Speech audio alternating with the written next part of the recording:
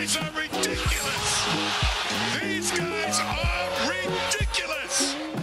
Now, how about them damn Celtics? And we are back with another episode of How About Them Celtics. Sam and I are here recording Friday, September 15th, in the depths of summer, ready to talk about more stuff that I don't even know anymore. It's getting worse every time. Every time I jump on here, I expect to say, "Oh, we actually found some stuff," but after the fifth time, we need to stop introing our shows like, "You guys, this sucks. Don't listen to it," No, because that's what we do listen every to it. time now. Oh man, I just can't wait for basketball to be back, man. We're closer than I think we realize. Like we're less We're than 2 a weeks away from training camp, essentially. Yeah. Oh, look at that. Wow, Sam's camera decided to do something funky right now. Do we need to cut this, or you're still here, right? I can hear you. Yeah, I'm here. I can hear you. I don't know. Quite the interesting camera setup there, but I think we'll keep on rolling and just go This through is it. the other one. But I'm just gonna leave this in for the YouTube audience because this is entertaining at this point. Sam's camera angles taking a trip down now confusion lane. Is this computer okay? I don't know, but this is better than the intro of saying don't listen to our podcast. So I'm gonna leave this. This is gonna be our content for the intro. Sam's trying to figure that out, but no, we're like a month away from the season starting. I think it starts the 17th or 18th, and we're recording this on the 15th, like I said. So we're getting there. We're inching closer and closer. We appreciate the comments and stuff because you guys are still like the people who watch us consistently are still watching. So we appreciate you, and anybody new, please stick around. We will be continuing this schedule during the regular season. I think while Sam gets his camera back in order, I think our game plan as of now to give you guys some insight into what we're thinking for the season is still doing full podcasts. There, Sam's back for the YouTube audience. I think we're going to still do our full podcasts Sunday, Tuesday, Thursday every week. And then we're going to be doing game recaps for every game, but it's just going to be we obviously for a Thursday podcast, we record on Wednesday. Say the game is on the Thursday, we'll just record a video reacting to the game as a solo video for Friday. So but if the game is on Wednesday, you'll get that at the intro of the Thursday pod. So you'll get a game recap for every game. It'll just depend. Will it be a short video on the YouTube channel or will it be a part of the larger podcast? But regardless, you'll get our takes on every game. But I think that's what we're thinking, just so we can stick to the Sunday, Tuesday, Thursday schedule because people are used to it at this point, except probably in the playoffs, we'll go back to post-game pods because it's the playoffs. You got to do post-game pods for the playoffs. But anyways, getting into some of the stuff we have for the show today, Candace Parker spoke with friend of the show, Bobby Kravitsky of Sports Illustrated of Inside the Celtics about a bunch of stuff titled Candace Parker on Celtics trading Marcus Smart, maximizing Tatum Brown, Pat Summitt, and the Sports Matter Initiative. So obviously Candace Parker, WNBA legend at this point, won a title a couple of years ago, I know, with the Chicago Sky. Just gave her thoughts on the current state of the Celtics. First thing Bobby asked her, shaking up the core, trading Marcus Smart, bringing Porzingis in. And Candace Parker said, sometimes in a championship pursuit, there are some things that are unpopular decisions, but much needed. I don't think you could have come back with the same core. You needed to keep Jalen. You needed to keep Jason. And I think the Celtics have struggled from that 4 or 5 position in the playoffs. Anytime you're able to have somebody like Kristaps who is able to step out and knock down the three, I think it will give them more space on offense that already creates and makes you make choices. So I personally like it on the offensive end. I think it's to be determined defensively because I think that's where they'll miss Marcus Smart the most. But like I said, basketball isn't about pitching shutouts. It's about scoring buckets. So I actually have Jason Tatum as my MVP this year. I think he's going to come in and make a splash. It's about time. So I think that's kind of the perspective that we've come to. It's, can they make up for Marcus Smart at the defensive end? But the talent is clearly the upside of the trade, because as much as you love Marcus Smart, as much as people in Boston loved Marcus Smart because of how much time he spent here, there's not really an argument as to who the better player is. It's just a matter of fit now and making it work. Yeah, I mean, we've talked about this trade into the ground all summer. Yeah, sure. If they win a title, great. If not, then I'm going to be mad as hell. Of course. I'm just giving you so much. The better win. Candace Parker also talked about the Tatum Brown tandem, which has been a topic in the past. Bobby said, I'm curious if you agree with that. There's another level they can reach. What do you think the key to maximizing having both of them on the floor together is? Candace Parker said, I think the key is the others because the way I saw them grow up the previous year, they were sharing the ball. I think the previous year was a lot of ISOs, and I think that got them in trouble a little bit. I think this past year, at the end of the previous season, they were sharing the ball a lot more, and then the ball would find them on the way back. But I also think it's the way the ball falls. Talked about how Porzingis can help them, as a third option. And then she talked about how the Warriors, how it took them a little bit to figure out their rotations as well. Curry and Thompson on court, adding KD, all that stuff, finding the right touches, basically saying that just the pieces around them will help them maximize the two talents together. I know we talked about how Jaylen Brown can improve his passing and stuff like that in a recent video, or a video that will come out. Spoiler alert. But I just think both of them being able to, I think what you said about them improving this past year is true, because you did see them make a little bit more, make plays for others. But yeah, I don't know. It's been a hot topic of conversation for the past 3 years at this point, even though they've made the conference finals twice. Yeah, the other guys certainly are important. She has a great point. When you think of why the Celtics struggled in the Eastern Conference Finals, we talked about it a little bit throughout our recording session yesterday. Al Horford wasn't himself. Malcolm Brogdon was injured. Other guys did not hold their level of play up to standard compared to what it was in the regular season. And it really hurt the rest of the team. Even Jaylen Brown, how he took a step back because he hurt his hand or didn't hurt his hand, and all of a sudden was dribbling into 5 people at once. The change really, really hurt them. If Al Horford isn't able to make threes, they can leave him. And they can just send another defender at Tatum. They can send all 5 at Brown. If Brogdon's out there like you saw him in Game 7 and he's useless, that will turn the tide of a game. So the other guys are absolutely important. The Celtics did an okay job of trying to reshape the roster in a way that takes pressure off of Tatum and Brown. Like mentioned, Porzingis is going to be an interesting addition because his game's a little bit different than the other guys. He's more than just a stand there, catch and shoot player. He's going to hopefully get you points out of the post and help you become a better half-court offense, which to me is the most intriguing thing they've done all summer, the most important improvement they could have made. And hopefully it makes them a better team down the stretch of games, because since they've had this group, they really have not been very good down the stretch. Since the bubble, they have not been good. They've been terrible because they can't play in the half court. And that's what it comes to when the game's close as the clock ticks down. Mm-hmm. And like you said, Porzingis is going to help that. I think having that extra option to run out of the post, having him as a third scoring option. He's another jump shooter, but he scores in a different way to Jason and Jaylen. And I think that's been one of the biggest things that's been talked about when it comes to those two guys. They both score the same way. They both play the same way. So they play together. Make sure to go check out the rest of Bobby's article. He had Candace Parker talking about a bunch of other stuff, Pat Summit, Las Vegas Aces, bunch of stuff. But I don't want to spoil the whole article. So we're going to throw you over there just to support friend of the show, Bobby Koretzky, who you'll undoubtedly hear me talk about plenty of times throughout the season. But next thing is something we got from the comments. Philip Hart, who is a serial commenter on all of our videos, comments on all of them. We appreciate should sell you. serial commenter shirts eventually. I like that. Once we That's get like stuff actually going. a good shirt that would sell to people that don't even listen to us. We had to get Ratless t-shirts. We've dropped the ball on that. It's been a minute. But Philip Hart commented when we were asking for potential topic ideas for videos, but we decided to put this in the podcast instead because I think it makes a little more sense as a segment rather than a standalone video. He called it the What Would Brad Do series. Basically, he asked, gave us a bunch of scenarios, I should say. And what would Brad do in those scenarios? Talking about how I like to speculate Brad's moves because I think he's not super predictable. As you've seen, a lot of the moves Brad has made, which is not talked about at all. Outside of the Al Horford move, which I know a lot of people are saying like, oh, do this.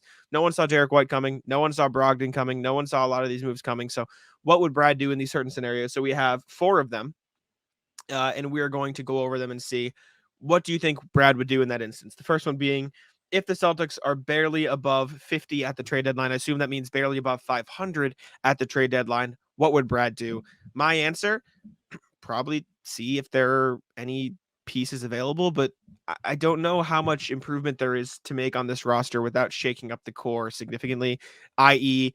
trading Brogdon, trading Rob, trading one of these guys that you would even consider trading, because you're not trading the Jays, you're not trading Porzingis, you're not trading Al, you're not, you know what I'm saying? Like, you're probably not trading Derrick White either. There's very little room for movement in terms of trades in this core unless you are seriously changing things. And if the Celtics are barely above 500, I could see them saying, okay, let's test the market for Brogdon. Let's test the market for Rob, maybe see what we can do.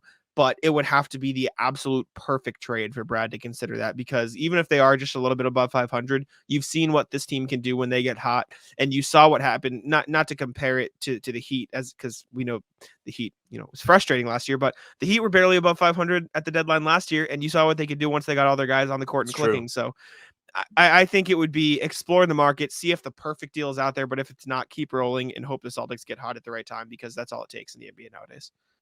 So my guess would be he's starting to scrape together. He's going to try and consolidate some of those extra pieces. We talked about it last time. They have a zillion guys off the bench that can play the forward spot. I'd imagine some of them could become expendable in February if they need to be. Brad also has a zillion second-round picks, and if they really, really think something isn't working, Al Horford is making 10, or is he at 10 million yet? Is the extension kicked in yet? So he's at that much money. Like Horford and maybe Jordan Walsh and some picks or something could get you a serviceable return to add another piece to your rotation if you're struggling, if that's what you think the problem is. I think if the Celtics are barely above 500 at the trade deadline, there's probably a bigger problem than just, they just are missing one piece. Like, no, the Celtics are very top heavy. They have a great established top three. They also have good supporting players, but the end of the bench isn't all that impressive. So if you really, really think you're only going to be 500 because you're missing one piece, that's not going to be the case. You have enough to make you a good team as is. It's not going to be simple. Oh yeah, okay, go get let's just say Aaron Gordon.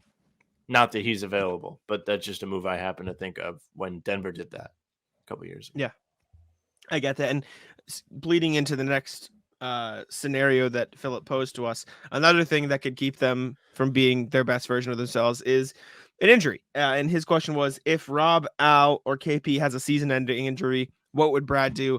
Probably something similar. Probably saying, can I package Pritchard and a bunch of these little pieces into a reliable center? Or can I trade Brogdon for a reliable center and a lower tier point guard so you have depth in multiple positions? Kind of leveraging those trade pieces into getting a center, or just playing the other two more and relying on Cornette and playing small ball more, running Jordan Walsh and Sam Hauser out there more and only running one center. So I think there's a bunch of options for that one. Obviously, this is knock on wood, worst case scenario.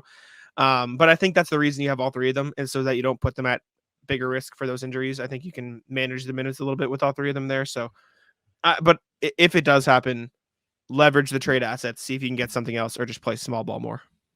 I think if Rob, Al, or Kristaps Porzingis is a season-ending injury, Brad Stevens will become the Wolverine meme where he's laying in bed looking at the photo and it's Grant Williams.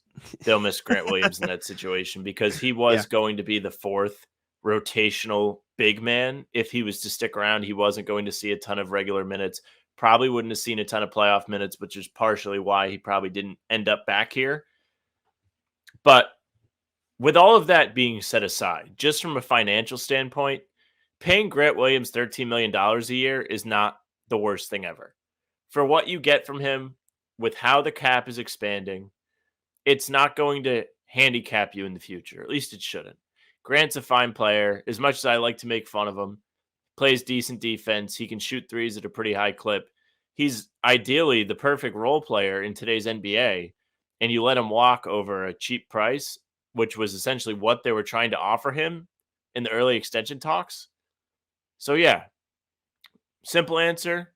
He'll look back and be like, damn, I wish Grant Williams was still on the team. Actual trade, break glass in case of emergency answer. Probably does scrap together as much as he can, little second round picks, and see if he can bring in some help. Perhaps Kenneth Faried. Maybe just Kenneth for free. And Sam said it, not me. You can't blame me for liking Grant Williams too much anymore. And also, if it happens early enough, he can use the disabled player thing to do something. This is true. Yeah. Also true. And you also, I mean, it's not as good, but you do have Grant Williams, TPE, and $1 million second-round picks, so you could get like a lower rotation piece guy for that. I think a similar answer for this one. If White and Brogdon can't reliably run the offense, you trade Brogdon for someone that maybe can. Maybe you trade Brogdon for TJ McConnell and Daniel Tice. Perhaps Markelle Fultz. Perhaps Markelle Fultz. It's going to be the same answer. You trade them for a guy that maybe you think can, or you spread out the depth a little bit, but I'm not too worried about that. Or if you want an answer outside of trades, Jason Tatum runs the offense more, or you run more through your stars instead of those two guys, because realistically, as much as Marcus Smart did a phenomenal job 2 years ago, they kind of took the ball out of his hands again a little in last year. Jason Tatum had the ball a lot more. Jaylen Brown had the ball a lot more. And so I think you'll see those guys get the ball even more now, even though I think Derrick White and Malcolm Brogdon will have the chance to run the offense. Yeah, I don't really love the heliocentric offense. You see it with Luka. You see it with Trae Young. You're starting to see it kind of with Tatum, but in a lesser way. I think the Celtics do a good job of moving the ball around because they have so many mouths to feed. They kind of have to. So it doesn't always stick with Tatum, but there are times when it does. And I really, really hope that doesn't become the solution if White and Brogdon aren't good enough. I don't really know who's out there without like just being like, go get Fultz, who is fine. He's not anything super special, but he's fine. In terms of guys that could run your offense and take over. Is Ricky Rubio healthy? Isn't he? No, he's stepping away from the game for a bit. He's taking a breather. That's a real thing. He's mentally exhausted. There's all like, seriously, like who's out there off the top of your head that you could be like, oh, wow, yeah, that guy. He could run the offense. He would really be good pulling the strings. I don't think there are a lot of guys like that anymore. Get ready for the NFL season with incredible offers from FanDuel, America's #1 sportsbook. Right now, new customers can bet $5 and get $200 in bonus bets. Guaranteed. That's guaranteed. Plus, all customers who bet $5 will get $100 off NFL Sunday Ticket from YouTube and YouTube TV. Now is the best time to join FanDuel. It absolutely is. The app is easy to use, and you can be on everything from spreads to player props and more. So visit FanDuel.com/Boston. Kick off the NFL season with an offer you won't want to miss. FanDuel, official partner of the NFL. Sounds dumb. Like, do you guys like try and go like get Russell Westbrook? Is that somebody you try and get? Like, he's heliocentric in some degree. I think just in today's NBA, the ball's always going to be in the star's hand, and I think that's probably the best place for it. You want the ball in your gets bought out? Like, no, I think I'd rather the ball in Jason Tatum's hands, and I think Derrick White will have the chance to run the offense for a lot of it, but that's just the way today's NBA is, and Tatum's grown as a playmaker because of that, and I think Brown hopefully will do the same. So, the last what if Philip posed to us: what if Embiid becomes available at the deadline? Brad probably makes an offer of whatever he can. They cannot trade Jaylen Brown this season because they just extended him. He cannot be traded until next summer. So it would have to be like Brogdon, Robert Williams, Pritchard, and a bunch of random pieces, or Kristaps Porzingis and a bunch of random pieces. But one, the Celtics are not going to have the best offer because they don't have the young assets. They have the draft capital, but they don't have the young assets. And two, I don't think the Sixers would trade him in division. As much as I don't think that's as big of a deal anymore. When you have these type of massive trades, I think they'd rather trade him either out west or to a team they won't have to play 3-4 times a year. I think if Embiid becomes available at the deadline, Brad Stevens will hope he doesn't get traded to an Eastern Conference contender. Yeah. Because that's all you can do. I don't hope think he doesn't the Celtics go have to the conference. They don't have the chips to make it happen, unfortunately. No. Not right now, they don't. Maybe next summer, if you really want to get rid of Jaylen, which I don't think they're going to. I just think it would be a bad look at this point, especially with Adam Silver coming out earlier in the week and being like, I want teams and players to honor the contract. Like, that's kind of going back to the whole, well, players should be able to request trades because teams can just trade them and then they're gone. And they didn't want to leave. Just like teams don't really want to trade guys who are under contract. So it goes both ways. I don't think Jaylen's going to get traded. That's my long-winded way of saying that. I don't think Embiid will be on the Celtics. So, yeah, all he can really do is hope it doesn't end up screwing the Celtics where a team gets more talented and it hurts them. What's the worst case scenario trade team for Joel Embiid? For the Celtics? The Heat? No, maybe. Why? I don't really know because I can't see Miami trading for him with Bam. Like, that doesn't make sense for me. Sure. I almost say like Atlanta. That would be kind of bad. Do you think they would trade Bam for Embiid? I don't know. I think Bam is like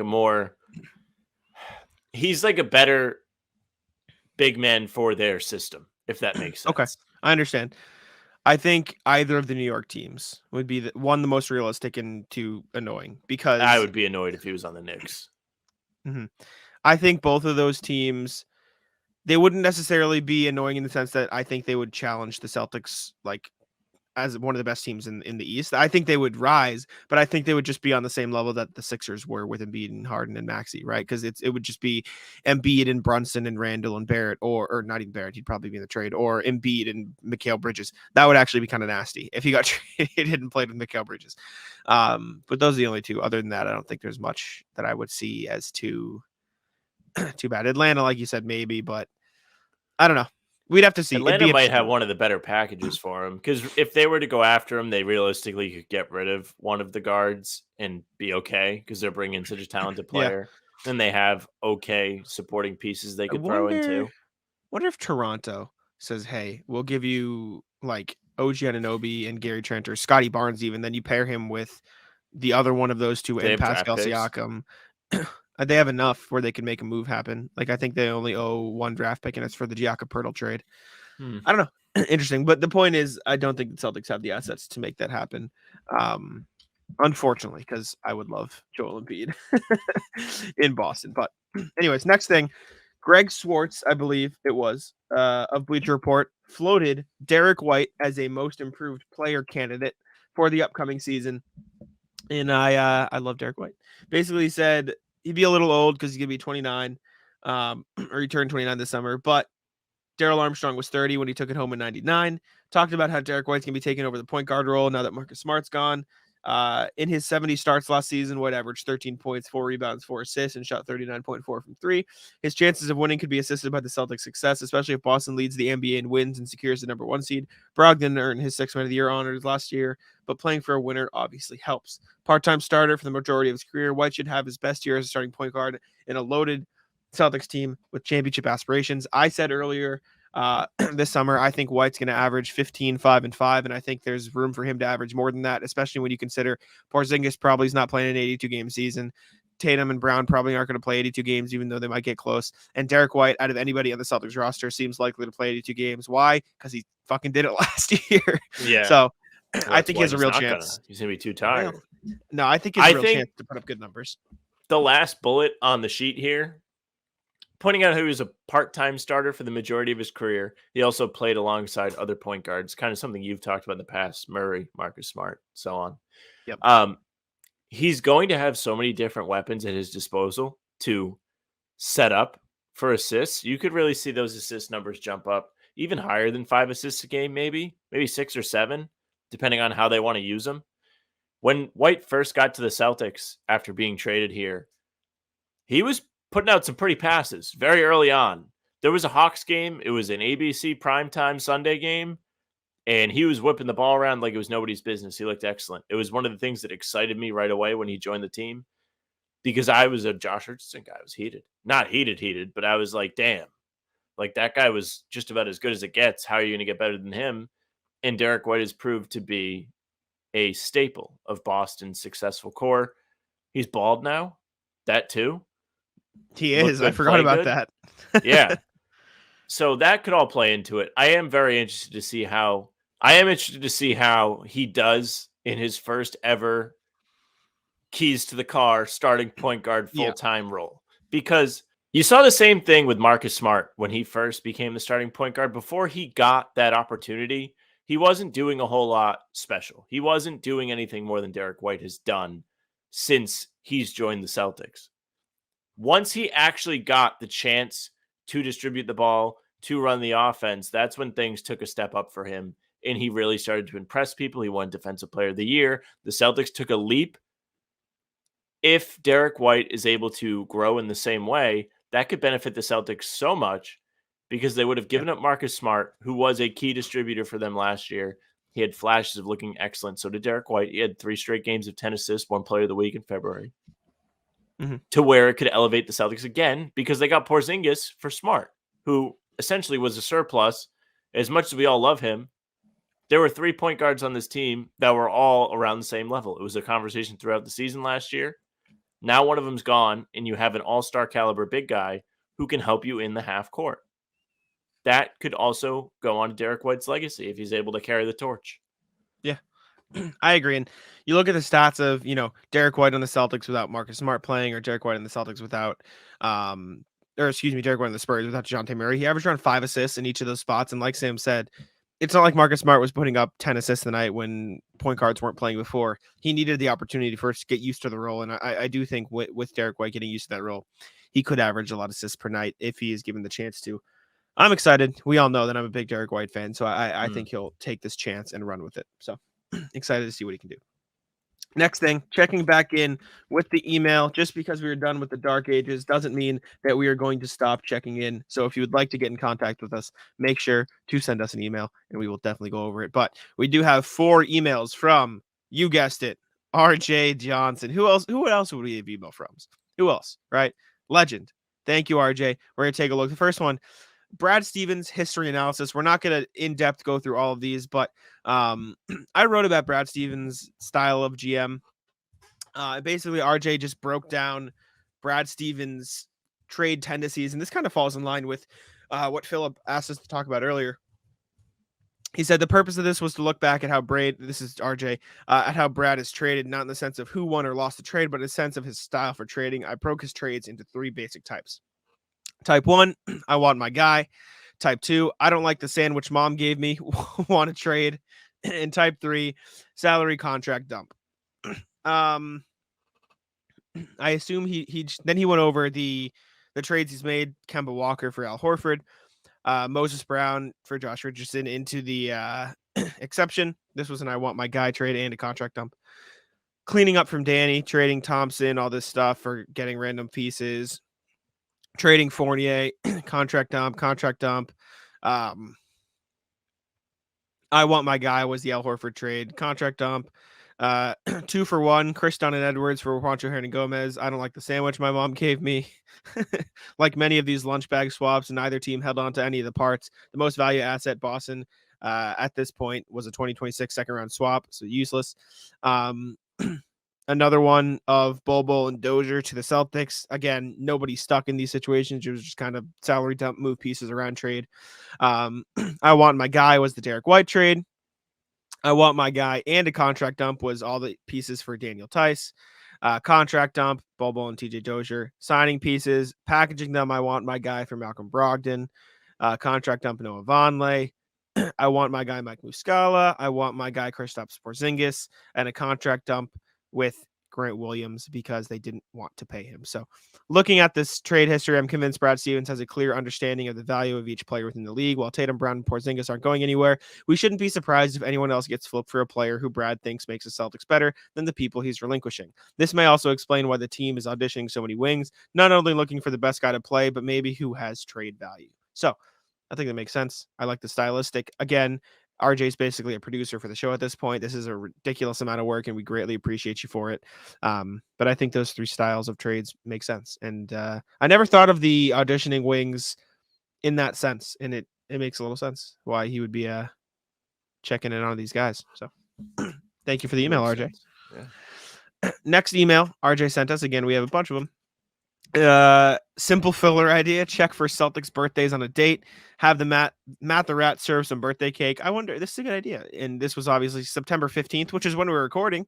Former Celtics Sherman Douglas, Josh Richardson, Dennis Schroeder, Jason Terry, all born today. There's actually a lot of Celtics born on this day.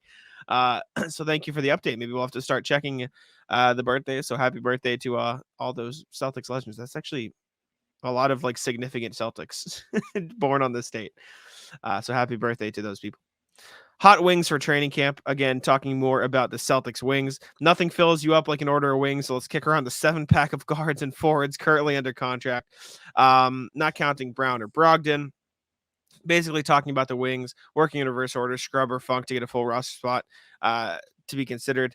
Then he basically talked about the wings, which we can discuss briefly here. Banton, if I were a wagering man, I would say that neither Svi nor Banton gets axed because neither of them are on standard deals, or fully guaranteed, I should say. My guess is for who gets the regular wing time from least likely to most likely. Banton is least likely, mostly because I see his game as being more facilitator. Walsh, second least likely. He'll get minutes for energy burst, but 19-year-old needs time to develop. Hauser at third least likely, just a hair behind Mikhailu for no other reason than a gut hunch that there is something about his game Coach Mazzulla felt was lacking when he didn't get time in the playoffs. Mikhailu second most, new flavor guy and being a little taller than Hauser. Again, if these two are swapped, I wouldn't be surprised. Brissett is the most likely because all of the qualities in one good package, good energetic defense, and says the Celtics coaching staff, or he thinks the Celtics coaching staff can get his 3-point shot up. I would probably lean Hauser probably gets the most minutes out of the guys just because he's been on the team and you saw how well he could play with the Stars last season. I understand why Brissett is first because I do think he's got the long athletic wing thing down, and that's probably what you want behind the Jays. But I just think Hauser would get that first nod because he was on the team last year. But I get the reasoning here at the very least because it was weird to see how Mazzulla not throw him into playoffs last year. I think Joe is a big familiarity guy, and I think that ties into why Hauser didn't get playoff minutes because in the past, Hauser did not play in the playoffs. So I really don't think Brissett's going to come in and body him for the minutes. Yeah. I think we're going to see a lot of Sam Hauser. All of the statistics tell you that Sam Hauser was excellent when he was actually given the chance to play last year. If you look at his starts, it's 14 points a game throughout the regular season on even better 3-point shooting than it is 12 to 14 on average. He was really, really good when he got real time. So I would keep my eyes up for that. He might be the key off-season addition that wasn't really an addition. Yeah, I agree. I'm excited to see what he can do. To be able to give input as my internet allows it. Sam's computer has been putting him through the ringer for a while. We have one more email from RJ, but we're going to save that for the next pod, do another email check-in. If any of you guys have other emails you'd like to hear from us or other thoughts or anything, we always check the email. So go hit us up there and we will make sure to get to that. The last thing we have in terms of the Celtics today is the risk of trading Brogdon.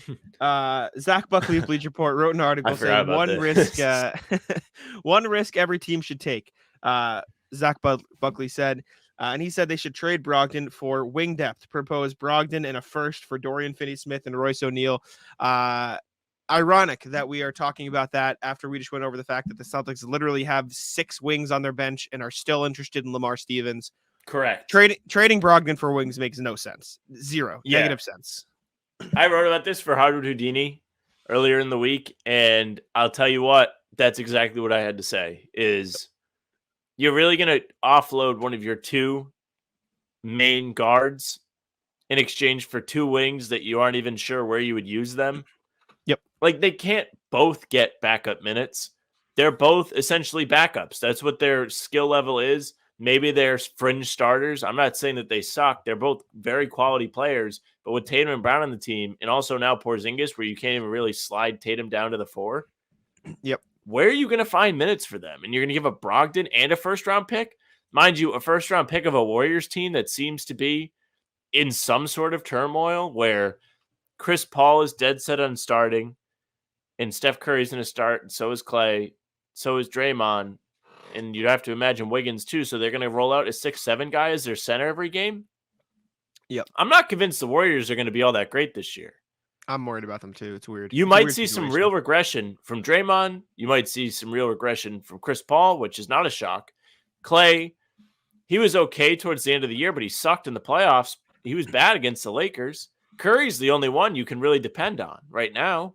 And Wiggins. I think Wiggins is still quality too. Wiggins is good. But you have their draft pick. Take advantage of it. It's only top 4 protected. So even if they're kind of bad and miss the playoffs, but they're not the worst, you could be really getting a great asset here. Why would you screw around with this and trade it for Dorian Finney-Smith and Royce O'Neal? I don't think they'll miss the playoffs, but I do think it's more valuable. It's definitely more I valuable sure than would the like it Celtics if they pick, I did. think. Would be nice. Get out your voodoo dolls. Now, like we talked about earlier in the show, the only way the Celtics trade Brogdon is if something is going wrong by the trade deadline. He's going to be an important piece on this team. The only reason people considered trading him at the start of the summer is because the Celtics had 3 starting caliber guards. They don't anymore. They have a good 2 starting caliber guards, and one's going to be the 6th man. You want to know why? Because he's the reigning 6th man of the year. And they have a chance to use him in a different way and let him play make more, which I think would be good.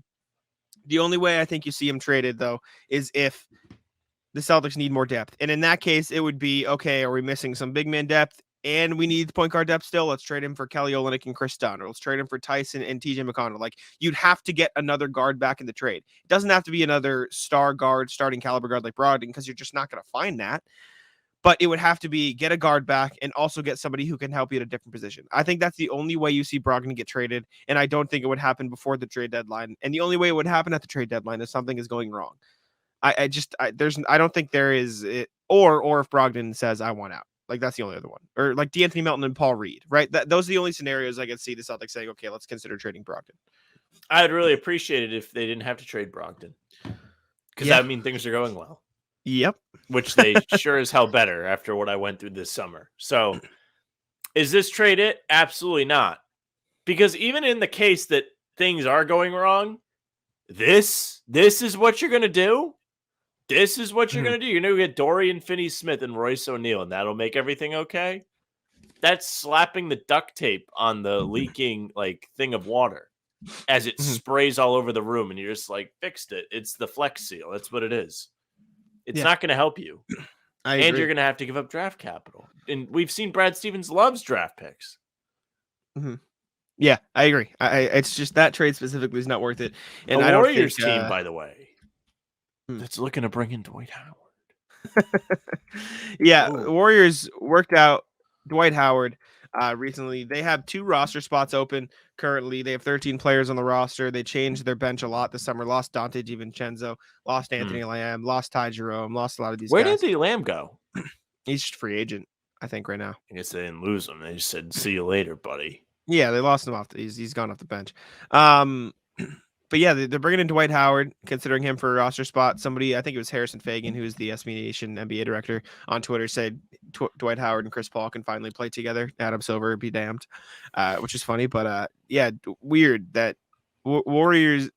I think the Warriors are going to have enough problems already. I don't think Chris Paul and Draymond Green will get along. Bringing in Dwight Howard just seems like a terrible plan.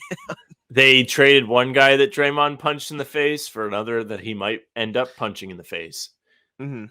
I think Dwight is one of the most interesting people or personalities surrounding the NBA right now because he's kind of funny. He said he wants to play for Team USA just to tie in more Dwight Howard stuff in this 24 Olympics where they're bringing the Avengers. And he said if not, then he's going to play for Taiwan and shoot all the shots and score 85 points a game. And then he did the video telling everybody to learn Chinese, like he was inviting Clay and Jordan Poole over to play in Taiwan with him. I don't know. I almost kind of like Dwight Howard. He has really cool highlights if you go and look at him. But right now, is he going to help you win? Probably not. The Celtics go get him? So we can react to Dwight highlights? No.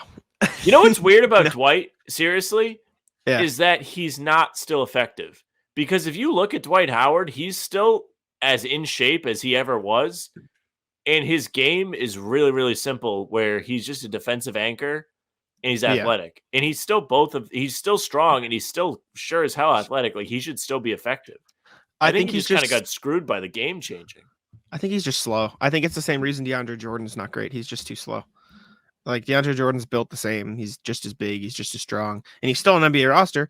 But I don't know. I also think Dwight Howard wants more of a role than teams are willing to give him. I mean, he's talking about he wants to shoot all the shots in Taiwan. Why not, dude? I just think he'll want to play too much. I think he's still eyeing minutes, and I don't think those minutes are there.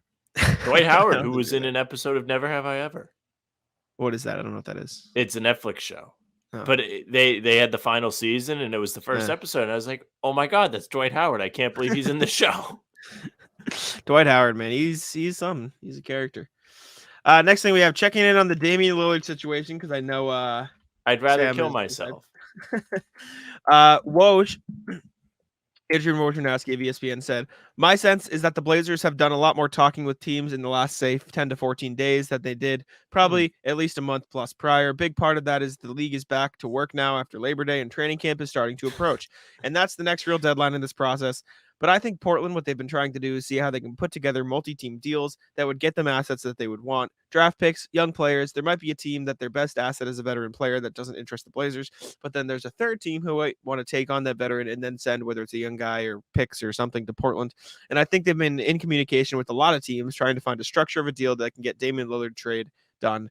We'll see now how much traction they can get between now and the start of training camp. And like I was saying the last time we talked about Dame, the training camp is like the next big let's get a trade done deadline, because you want to have all your guys together. You want to build that chemistry. You want to get it done. You don't just want to throw things together at the deadline. So I think you'll see a Dame trade in the next couple of weeks, but then it'll finally be over. Then we don't have to talk about it. I hope it's to Utah. Still rooting for Danny, because I just want to see him miserable. He doesn't deserve to get his way after this whole summer of dragging his feet and kicking and screaming and then pretending like he wasn't kicking and screaming. I think it does make sense for this to be the window where it's the most active for trade talks. Like you said, teams are trying to get everything squared away before they actually start planning out their schemes, getting their guys used to playing together. You would ideally not want to throw him in the mix mid-season if you don't have to. I wonder who the other teams are that aren't Miami. That's a good question.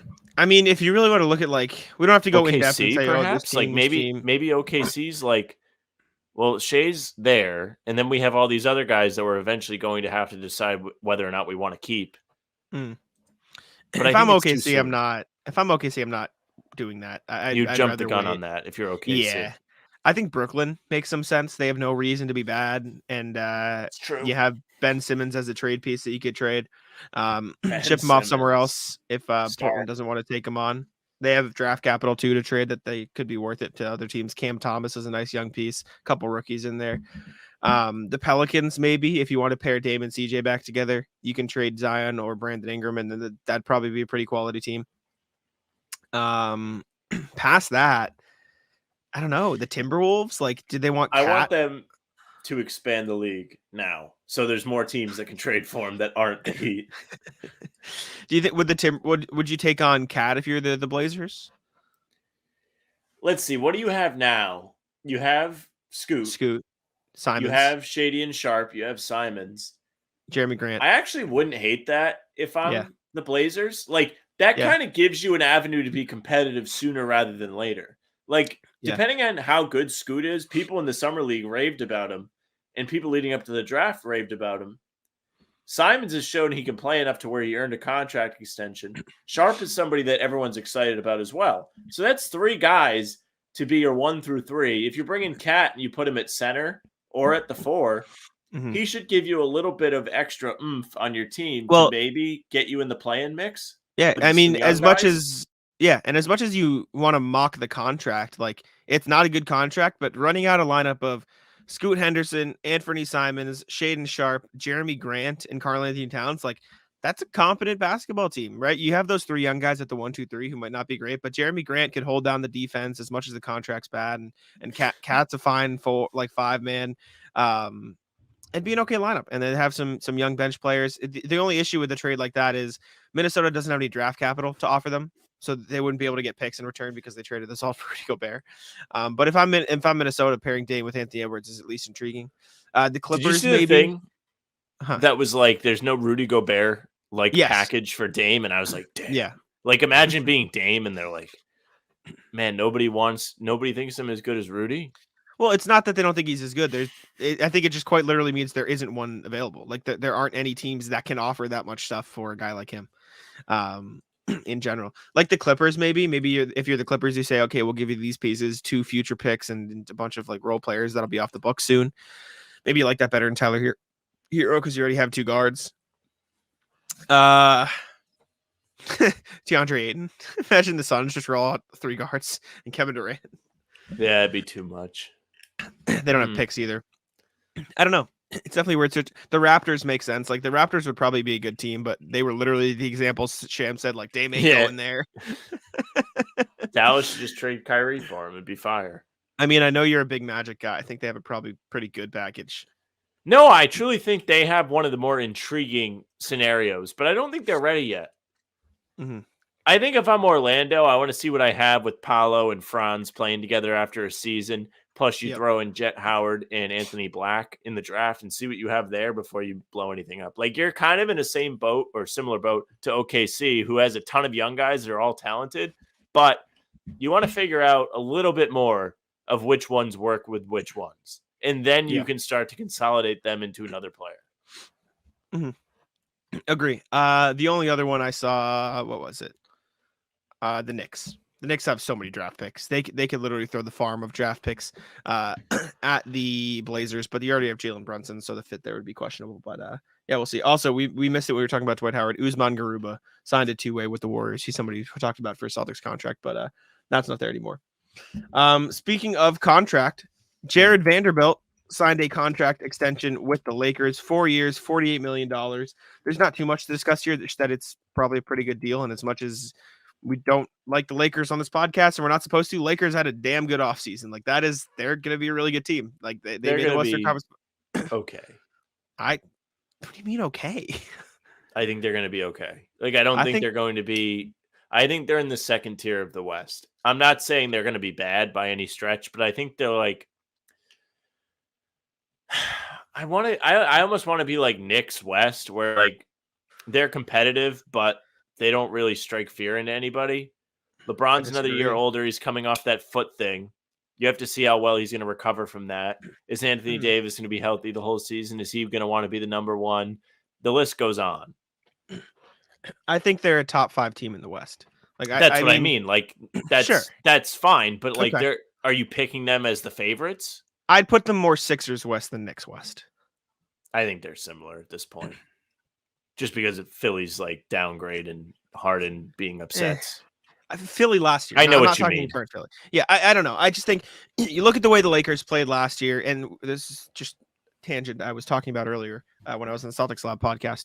Like, the Lakers were really good in the second half of the season once they traded Westbrook. Not only do they have that same roster and they're going to be able to build on that continuity heading into next year, they got a really good bench now. Gabe Vincent, great signing. Rui Hachimura is going to have a full season there. They can trade D'Angelo Russell for more pieces if they want, or just run him out because Austin Reeves is going to take a jump and he can run the point for them. Christian Wood's a good signing, even though he doesn't play defense. He doesn't need to play defense because you have a Jarred Vanderbilt. Like, you can just have him pick his spots. And then you have 2 young guys like Jackson Hayes and Cam Reddish. I don't know. As much as we're not supposed to like the Lakers here, I think they're going to be a really good team next year. I think they're going to suck. Just to play devil's advocate here, I think they'll suck. Like, LeBron, old, Anthony Davis, soft, made of glass. Gabe Vincent, not in the Heat system anymore, so he's going to suck. Austin Reeves, fake playoffs. Vanderbilt can't shoot, but he is in a good contract. That's the Grant contract, pretty much. Jackson Hayes, there's a reason why New Orleans let him go. That's for damn sure. Oh, Christian Wood's your savior? He's a bum, never made the playoffs. You're going to get the Christian Wood curse now. He sucks. He's a losing player. Like him, Zach LaVine, handshake, losers. You know you're the worst. Go get Zach right? LaVine too. Your team will suck even worse. You're the worst. What do you mean? You're Mr. Devil's Advocate. I do it once and you get all upset. Yeah, the difference is when I do it, it's because I have a different opinion. You just do it to be a dick. No, I have a different opinion. I don't think the Lakers are going to be that great.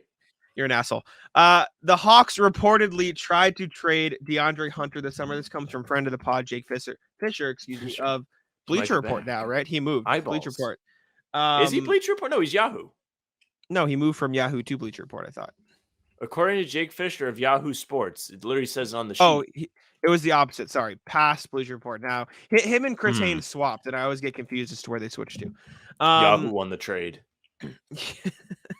DeAndre Hunter is coming off the highest scoring season of career. According to Jake Fisher, Atlanta discussed moving the forward to multiple teams. The Pacers and Pistons were part of those trade talks, but a deal didn't happen. I have to imagine Detroit. Yeah, Detroit's making moves. I wonder if this was before they traded John Collins. I wonder if this was going to be their salary dump John Collins deal. DeAndre Hunter's a good player, though. I don't like why. I don't know why they would try to trade him. He fits in well with what they're doing as a 3-and-D guy. He can have a couple good playoff games when you need him to. He's under a good contract, like $20 million a season for 4 years. Like, I don't know why they try to trade him. I mean, I'd like him on the Celtics. Well, it's because they wanted to get both Bogdanoviches on the same team. which would actually be like a war crime, because then imagine being the play-by-play guy. Yeah. It's like, shit. Now, Which one Bogdanovich was that? Was that Bogdan or Bojan? I don't know. It's interesting. What it would probably have been Bogdanovich for the Pistons, but like, what would they have given up if you're the Pacers? Like, what is that? Buddy Hield? Like, that doesn't make sense. Yeah, probably Buddy Hield. Tyson McConnell, Turner. It's very weird because you would have to assume it would have been I assume it would have been a salary dump deal instead of trading John Collins. I don't know though. Very weird. Very weird. Anyways, that was about it. Let's move on. Sam, your Reddit post of the day. What do you got?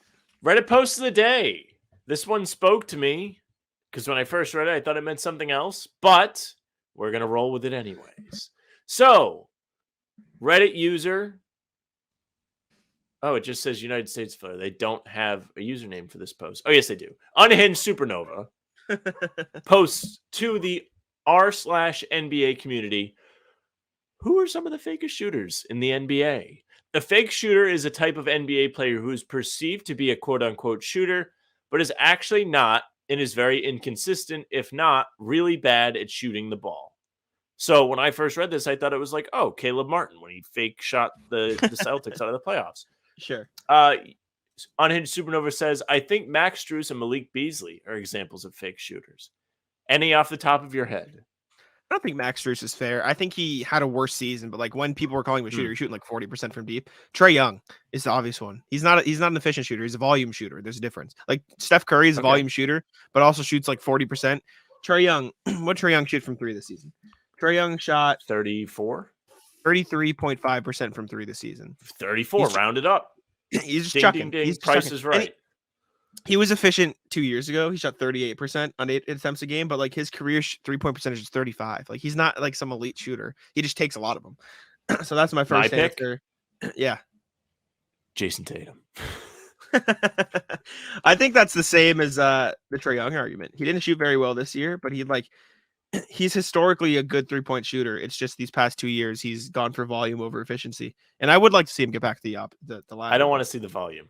Jason Tatum's too versatile to just rely on threes and settle. That's why I think it's a big problem for me, because I don't want to see him stepping away and taking fall away threes if he doesn't have to. Mm-hmm. Jason Tatum has the most gigantic shoulders you'll ever see. I started going to the gym because I wanted to look like him. Go to the basket. I think selling around the 7.5 to 8 range. Like 2 years ago, 2020, 2021, he shot 7.6 threes, shot 38.6%. I think he shot 9.3 this year and 8.6 year before. Yeah. I think 7.5, 8 is the good range, especially if he's taking like 21 shots a game. That means he'd be taking like 8 threes and 13 twos. I think that's a fine ratio because the Celtics should do an only dunks offense. Absolutely, the highest not. Percentage shot in the game. Absolutely not. Other fake shooters. That's so interesting. Top answer, former Celtic. You want to guess?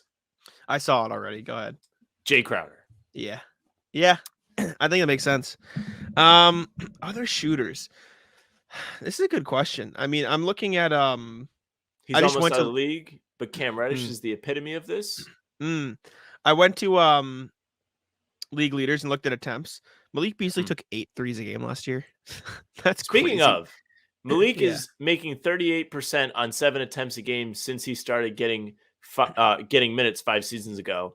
And they're not easy attempts either. If I could fucking read. This was the only year where he shot average on open/wide open threes. Last year, 40%. 2021, 43%. 2020, 41%. 2019, 41%. This leads me not back, but I remembered something that I learned last week. Did you know that the new NBA basketballs have like this weird skeleton in them now? That it's not all air pressure. It's like they have like rubber to perpetually inflate the ball. Look it up. When they changed from Spalding to Wilson, the ball changed like that. And if you want to tinfoil hat this, just examples we've thrown out there so far. Trae Young, 38% down to 34. Tatum, career around 38 down to 33-ish. Now Malik Beasley fell off a cliff this season to where he was brought up in this conversation. 3 guys must be true. This is a big thing when the switch was first made. I remember writing about it. Like a lot of people were upset at the ball. A lot of people were shooting worse. I I think was some at a people have, like, party brought it back, but and somebody was like, "Do you know about this?" And I was like, "Wait, what?" I was like, "I didn't know that was a thing." I was like, "If I yeah, I knew don't know. about that, I would be like, well, that's why the Celtics suck is because they changed the ball." Mm. Another person who fell off, RJ Barrett, fell off shooting the ball in a major way. 2 years ago, 40% from three. Year next, 34. This year, 31. You know what happened is they put Downhill. fans back in the stands. TJ Warren, fake shooter. That's fucked. He hurt himself, dude. Some respect. Good one. All right, you ready for Rat List? Should we move on? Yeah, rat list. Why not? All right, you lead it off. What you got? Good Reddit post. Good Reddit post. All right. First rat list for me. I don't want to close with the one I put first. I want to close with the one I put first. So I'm not gonna, go ahead. I'm not gonna go with it.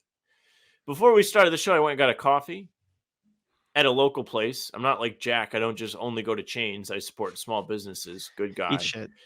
I basically did. They fucking didn't have any vanilla donuts, dude. They had only chocolate frosted. So I had to settle. So Sam, who just said he was a saint, just took the time to shit on a local business instead of supporting it. Is basically the line of. Well, no, I still bought a donut. Okay. I still gave them my business, and I'll be back because their vanilla donuts are excellent. They are top tier, rivaling Alley's, one of the finest donut establishments in all the land. Alley's, who makes donut cakes. Have you ever had donut cake? No. Oh, it is the best cake. It's just a gigantic donut. I'll send it to you. I'll send you, because when I left my last job, they got me a donut cake. And it was the most glorious thing you'll ever see, dude. Like, just a gigantic vanilla frosted donut with sprinkles. But it was in the shape of a shamrock. The hell is it? I have so many damn pictures of my phone. I got to clean out my phone. It's coming.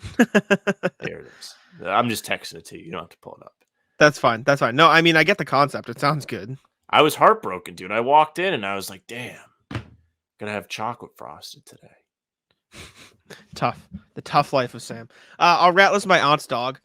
So I've been going, I've mentioned it here. I've been going out over there to let them out to eat or to like just go outside, and I feed one. Whenever I pet one of them, her name is Woody. It's a good dog. The other one, who is a puppy, bites her, the other dog. Like, just doesn't let me pet one of them. Like, I go to give one attention, he's like, nope, bites her in the face. Like, I like that. He's you such an show asshole. Boss sometimes. He's such an asshole. He's the worst. Doesn't let me put his food down. He always starts eating it out of my hand before I put it down. Like all this. He's a puppy, so I get it, but he's a dick. I just the worst. That would be me if I wasn't an only child. Like if I had like a sibling and they started getting more love than me, I'd probably bite them too. You have to respect the claim to the throne. This is the puppy that feels entitled to be the top dog, the alpha dog. It's a real thing within their mindsets. The worst. It's like a younger sibling. It's the worst. Did you see the donut cake? I saw you looking.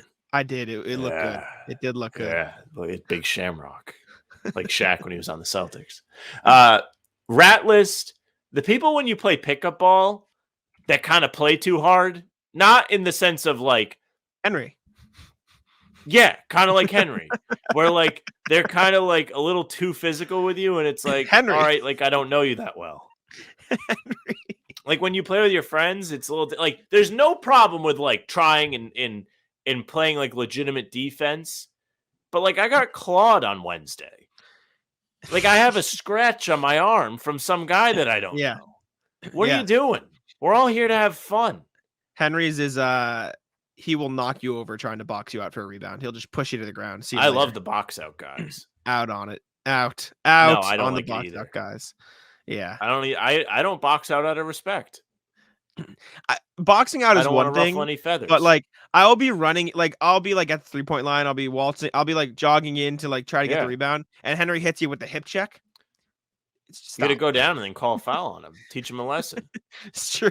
You gotta start just tell him a good joke and he'll collapse, and you won't get a foul call. That is just the funniest like ailment I've ever heard. It's so fucked. It's so fucked. The best is like you're like, yeah, my mom used to ground us because we would make him laugh on purpose. He would be frozen on the ground, and she had to get us to stop. He takes meds for it now. He's fine now, but it's we were definitely dicks about it when we were younger. Is there a ball this weekend, by the way? Ratlist. He tried to screw me in the league. What did he offer you? What did he offer? He offered me Brandon Cooks for one of the waiver wire guys I picked up after I read a waiver wire article to see who the best guys were. Who'd you get? I don't know this. I got some running back from the Chargers or the Rams. The Rams. And, Kyron Williams. Yeah, that guy. And I picked him up. And then Henry was like, here's Brandon Cooks. And I was like, no. You know, you can never get a deal done. And like, no one will ever say yes. If I never do fantasy football trades. I'm just like, no, like this is my team. That sounds right. That sounds like a Sam thing. Is there ball Sunday, by the way? I forgot to ask you. I just asked you on the podcast now because that's when I remember. I assume, so? But I don't know. Oh, it's fine. I'll ask you later. I had a rat list, but I can't remember. Shoot. Rat list. Oh, go ahead. I was in a rat list Duncan because the app isn't working, and I know it's like fine because I can just order there, but I have a bunch of like. I've loaded up my rewards. I'm like, oh, I've got these points. I'm gonna use them. It just won't let me order on the app anymore right now. Like it's just glitching and it's down and it says they're out of the cold brew that I get. But then I go to the window. Oh, look at that. They have it. It's right here. So it's pissing me off. I don't know why it's not working. The points are a big one though. Like you wouldn't want to lose that. Good point. That's what I'm saying. You have any more or should I close? You can do your anti-rat list, then your closer. I think yeah, I forgot I had the anti-rat list. What was it? You were going to cover for me. Anti-rat list. Government. So I was supposed to have jury duty on Monday. I got jury duty. I need to reschedule. I got to reschedule. But we don't get to reschedule, but they canceled it. I got a text say it's like cancel your jury. But rat list to them, they sent me the thing less than 2 weeks out from my jury duty. Yeah, I need to check when mine is. I forget. I think it's the end of September. It's the end of September. Guess they're trying to send me to fucking Fall River, which is like an hour and a half away from my house. What are we doing? Fall River's an hour and a half from you? You just get on 24. You go south. Maybe a little over than an hour. But there's like stuff significantly closer than me that I could go to. But it just sent me to Fall River. Because you're in Bristol County. That's where the courts are. Yeah, out on that. I'm not gone. I was mad as hell when they sent me the jury duty thing. I was like, damn, like I have it like next week. Yeah, jury duty sucks. I need to reschedule. Anyways, you can close. That's all I got. So this is like a colossal rat list. This is a universal rat list. This is a general rat list. But it happened to me today. Rat list to any pedestrian who does not wave to you when you let them walk. This happened to me yesterday. Yeah. Yes. Good rat list. I was in the Stop and Shop parking lot today, and this guy, he's like ready to cross. So like, I don't like, force my way. I was like, yeah, go ahead. It's different than when you're on the regular street driving and there's a pedestrian waiting, even though you're technically supposed to always let them go, which I don't really I think we need to put pedestrians in check, to be honest with you. But I'll get into that a little bit after I finish this. So I let him go. He walks past me, doesn't really acknowledge me, and he's with his son. So this is a double rat list because not only is he not waving to me and showing respect that I yielded to him, but he's also ushering it into a second generation of rats. He's creating a miniature rat of, we don't have to wave to people when they let us cross, Jimmy. No, don't worry about that. I really think we need to put pedestrians in check. There are people, they just walk out in front of you, dude. They don't care. They got headphones on. I'm a runner, so I run on the streets, and I'm so like mindful of who's around me, where cars are coming out of. Are they coming out of parking lots? Are they coming out of side streets? And I always go around the back. You know why? Because it's so much easier for me to maneuver my feet to get around a car than a car to have to completely stop what they're doing to try and accommodate me. Yep. I think pedestrians need to be held accountable a bit more. Maybe more fines for the pedestrians, less tickets for drivers. I agree. I was pulling down my street and there were these two moms like walking their kids, right? Whatever. They go across the street and I'm stop. I let them go. I give them they look at me. I like smile and then just look away. No wave, no smile, no nothing back. I'm like, that's when you just mow them down. What are we doing? Yeah. I was like, what the fuck are we doing? Like, you're just gonna kid, like, at least just put all I'm asking for is a little, yeah, thank you. Like a little hand up. Just a little hand up. Yeah. Assholes. And the other thing is like, it's harder to notice, and maybe you just miss it because you're in cars. But like when you let somebody go or you let somebody in or something, they give you a nice little wave or something. Like you yourself become a rat because you just feel like being a nice person. And I know this doesn't happen often. I know you definitely don't do this, but like if I'm driving and I'm on a super busy street and I see there's nobody behind me for a little bit, but there are hella people coming this way, I'll be like, okay, I'll stop. This person is inching their way out anyways. Well, if they're halfway in the street, I'll just be like, whatever. And I don't like come to a full stop, but I'll like slow down a little bit to let them go out. No wave, no nothing. Just go like, at least give me a little wave. I am putting myself. If there's on no the one brink of behind the you, rat you should for never ever stop. You should just keep going. I understand the circumstance where you said there's a small window. Maybe it's not. Maybe that's the wrong example. But you know what I'm saying? When there is a small enough window and you yourself slow down. The only time I do it is if there's a stoplight and we're all going to be stopped anyway. I'll like make the room for them to go. Okay. Yeah. Sure. But there needs to be more. Wave. Just wave. Give yourself a little wave. Come on. The wave is important. It's a sign of respect. The Jeep people do it. They get like rock hard for the wave. Yeah, the Jeep wave is weird. Jeeps are the weirdest thing ever. Have I bitched about this before? The rubber duckies? Yes. So people like that drive Jeeps, they put rubber duckies on other Jeeps. Like Ray has like a whole line of rubber duckies on his dashboard. It's the lamest thing ever. Because not only like is it lame in general, but he doesn't even own the Jeep. Like he leases it. Like you should have to own the Jeep to get in on all the Jeep stuff. Like the Jeep people should have a way of knowing that he's not like a real Jeep owner, and they should actually look down on him. Does Ray also put rubber duckies on other people's Jeeps, or does he just take? Yeah, I think you're supposed to duck people. That's what they call it. Weird. Out. It is weird. I know you wanted to close with it, but I just and it's not a long one. It's the same thing as last time. This weather sucks, man. Out on the weather. This weather is what weather is it today? Well, we're supposed to get like a big hurricane again tomorrow. Like we're supposed to get be a big regular rainstorm. Relax. I know, but it still sucks because I'm supposed to golf and I can't golf anymore. Well, maybe your ankle will heal. Fuck you. Rat list that people are acting like the world's ending with a hurricane, but also the hurricane's not the problem. It's just that I can't anti-rat list, and we can close with this. Today I went outside to go to the gym, and there was a cool, crisp air, letting me know that basketball is not that far away. I was like, "Oh, we're close. This doesn't feel like it's felt for 3 months. I might have to wear a long sleeve today." Are you a iced coffee to hot coffee guy, or are you one type all year round? You iced coffee all year round? Okay. Yeah. I'm a fast like consumer of food or drink.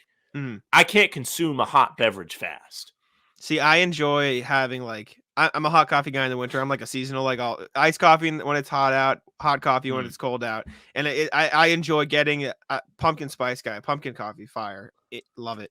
Apple crisp coffee today. Did you get it from Starbucks? I know they have one. I see it on the board. No, I got it from my local place again. Okay. Where you defer. I like getting the hot coffee because then I'm working and I'll have it and I can like sip from it. I enjoy the hot coffee, and we're coming to the months, and basketball is back, so it's good. But I can't do the hot. I don't even really care for hot chocolate that much. It's okay. Hot chocolate overrated. I'm not a hater on hot chocolate. It's overrated though. I agree. I never really work it into my day. You know what's good? It's coming up. We got a couple months, but eggnog. Are you an eggnog guy? Eggnogs, love it. Hold on, stand by. I would like to see something. Did I unlock something here when I mentioned that? No, I just am. I have this same like thoughts on it. I just really want to know what it is. Okay, so you don't know what eggnog is? Eggnog for at least some people. Eggnog. If you have a half of cup of eggnog, it is 170 calories. Get the fuck out of here with your calories. I ruined these little like snack things that my girlfriend really likes from Costco. I told this. I'm gonna tell it again because we might have new listeners. But she has like a bag of them sitting in the room. She's like, I love these. Like they're like my favorite snack. And I like flip the bag over. I'm like, if you have one of these, it's 100 calories. I will plug something. You're the worst. These are protein bars, these Cliff Bar things, and they taste like Thin Mints, and they're literally the best food ever. You're the worst. You and your calorie counting ass, the worst. Dude, if you get used to it, it's so easy. You get in a routine, you know how much stuff Fire. How much is that? Fire 70. That's not bad. Love it. I got my my Diet Coke addiction. That's 0. Fire. It is 0. Yeah. Bet your ass at 0. I always get like skeptical of the 0 things though, like Halo Top ice cream. Top ice cream, I can eat a pint of ice cream. It's 300 calories. I'm like, am I gonna like start having acne everywhere from eating this? That is 140, 130, close. Good try. Yeah. Out on the calorie counting. I got these payday underrated candy. I'd never had a payday till like 2 weeks ago. These shits are fire. Anyways, all right, we've random filibustered enough. Thank y'all for watching. Thank y'all for watching How About Them Celtics. We appreciate you. Thank you for listening. Make sure to tune in with us. Like I said, we're going to keep the same schedule. We're going to be at it for the regular season. Then the postseason, we'll be back to our post-game shows because it is the playoffs. You bet your ass will be there. But we got to get to the regular season first. So keep on tuning in. We appreciate you. Subscribe to How About Them Celtics. Check us out on Apple and Spotify. Leave us 5 stars there and leave a review. We appreciate it. And leave us a comment. Tell us what you want us to talk about. Comment, email, DM, any of that stuff will be there. We appreciate you. I'll let Sam get us out. Do all the stuff Jack said. Subscribe to the YouTube. Follow us on the streaming services, Spotify, Apple. You can find us there. Leave a 5-star review. Say something nice. Back to the YouTube. Make sure you hit the notification bell. Don't miss any of our daily uploads. They're coming at you. You can also leave comments, leave likes. We do appreciate it. You can find us on socials at How About Them C's. We're active there again. The Twitter, Instagram, and TikTok are all that handle. Facebook is just the name of the podcast. You can follow Jack on Twitter at JackSimoneNBA. You can follow me at Sam LaFrance NBA. That's it for us. Bye. Tic-taco. Come on. Taco.